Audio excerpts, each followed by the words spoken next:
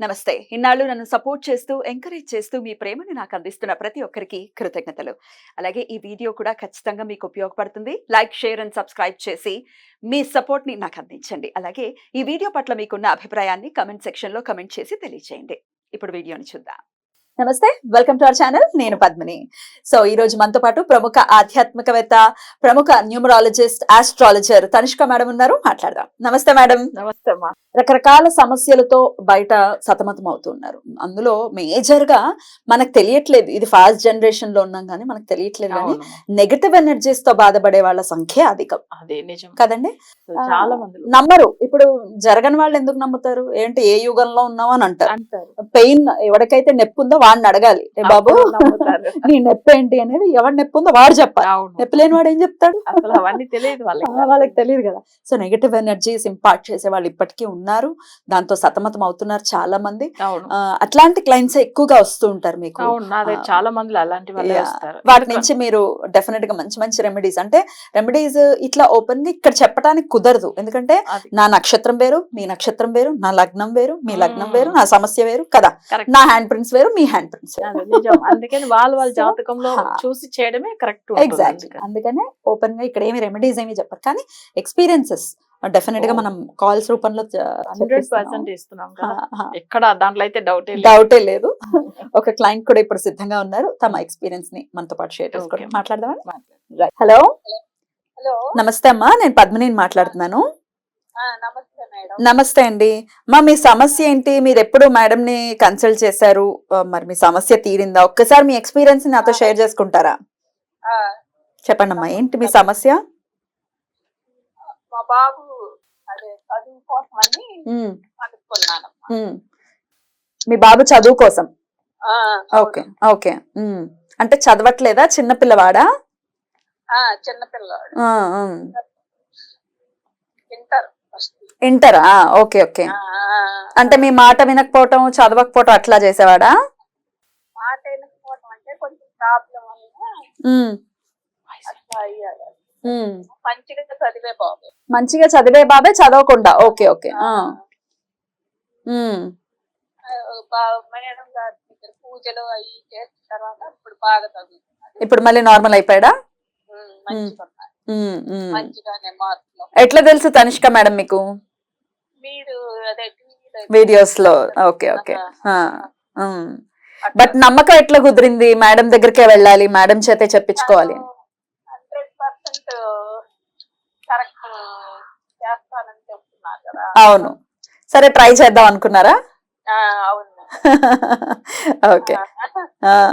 అయితే ఇప్పుడు 100% ఇప్పుడు ఎవరైనా కూడా ఏమన్నా మేము 25% కరెక్ట్ చెప్తాము, 75% చెప్పాము అని అన్నారు. ఎవరైనా మేము 100% కరెక్ట్ చెప్తాము అని అంటారు. బట్ మేడం మాటలే నమ్మాలి అని ఎలా అనిపించింది అంటున్నా నేను.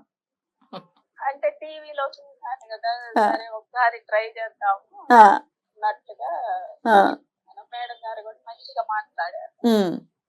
సమస్య మీరు ముందు చెప్పారా, మేడమే చెప్పేశారా? మేడమే చెప్పారు. Right right. సో ఇప్పుడైతే సంతోషంగా ఉన్నారా?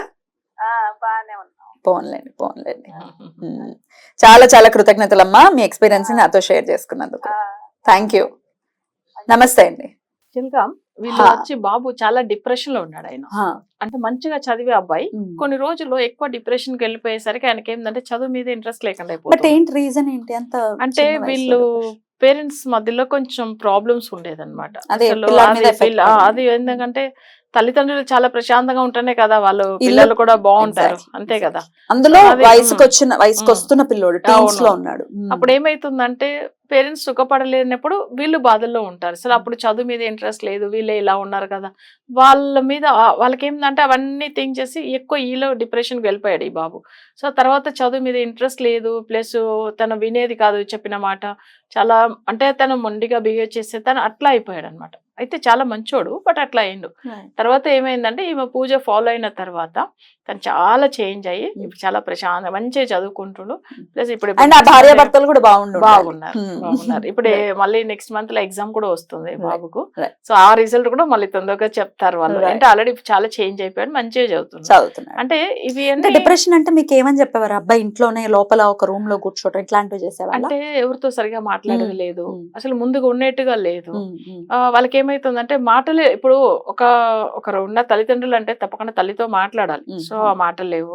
సరే లేదు, అమ్మమ్మ నాన్నమ్మ తాతయ్యతో కూడా చాలా క్లోజ్ గా ఉంటారు కదా, వాళ్ళతో కూడా సరిగా మాట్లాడలేదు అనమాట. అంటే వాళ్ళకి ఏమైపోయింది, అసలు పిల్లలకు అంత అఫెక్షన్ లేనట్టుగా అయిపోయింది. వాళ్ళెవరో వీళ్ళెవరో అన్నట్టుగా. నేను ఇప్పుడు ఇది అడగడానికి గల కారణం, ఇట్లాంటి కాల్స్ నాకు చాలా వచ్చాయి. ఏమంటే మా పిల్లలు తలుపులు వేసేసుకొని లోపల కూర్చుంటున్నారు.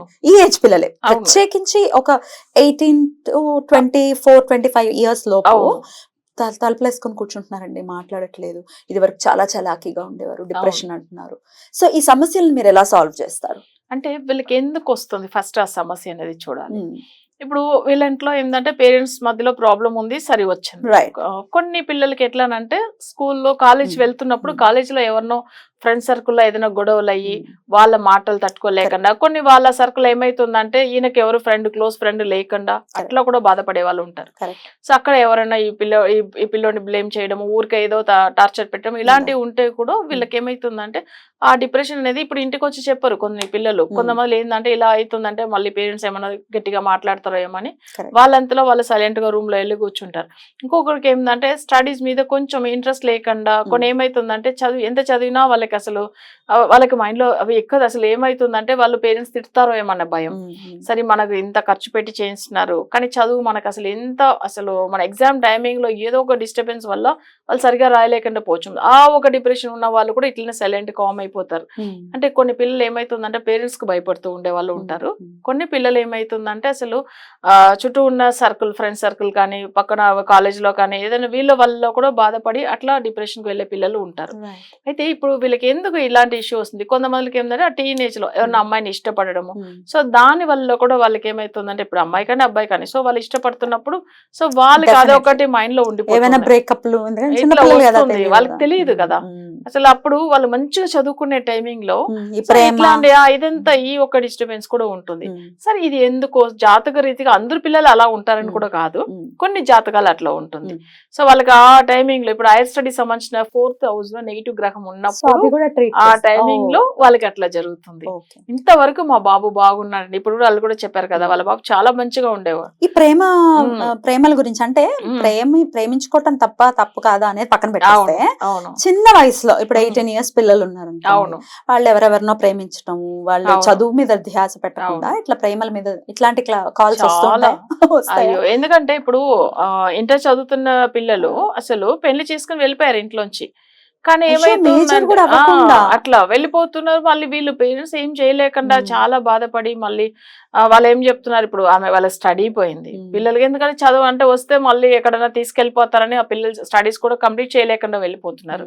తర్వాత వాళ్ళకి ఇన్కమ్ ఉండదు, ఎట్లా జాబ్ ఎవరు ఇస్తారు? అసలు ఇది ఏ గ్రహస్థితి మేడం? అంటే వయసు కాని వయసులో ప్రేమించుకోవటం అనేది ఏ గ్రహస్థితి కింద మీరు? వీళ్ళకి వచ్చి జాతకంలో ఆ దశ స్టార్ట్ అవుతుంది చూడండి. మాక్సిమం చూసారంటే చంద్రదశలో కానీ శుక్ర మహాదశ వచ్చినప్పుడు కానీ ఇట్లా లవ్ లో పడతారు. అసలు అది కామన్, ఎందుకంటే చంద్రుడు వీళ్ళిద్దరు మేజర్ దానికి సంబంధించి. శుక్రుడు ప్రేమ అంటేనే శుక్రుడు.